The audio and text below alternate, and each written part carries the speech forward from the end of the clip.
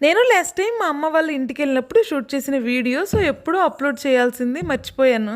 ఎప్పటికైనా గుర్తొచ్చింది అని అనుకుంటారేమో, గుర్తు రాలేదు. గ్యాలరీలో స్టోరేజ్ ఎక్కువైతే వీడియోస్ డిలీట్ చేద్దామని చూస్తుంటే ఈ వీడియో కనిపించింది.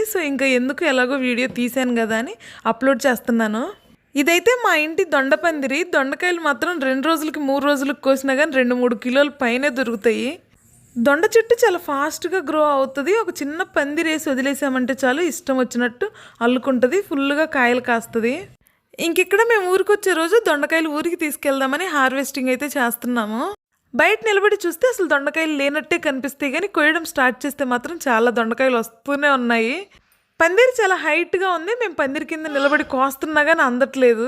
చాలా కష్టమైపోయింది దొండకాయలు కోయడానికి. మాకెళ్ళి అయితే మ్యాక్సిమం వీలైనంత వరకు కూరగాయలు కావాల్సినవన్నీ ఇంటి దగ్గర లేదంటే పొలాల్లో పండించుకుంటారు. ఇంకా ఏవో రేరు దొరకని కూరగాయలు మాత్రమే కొనుక్కుంటారు.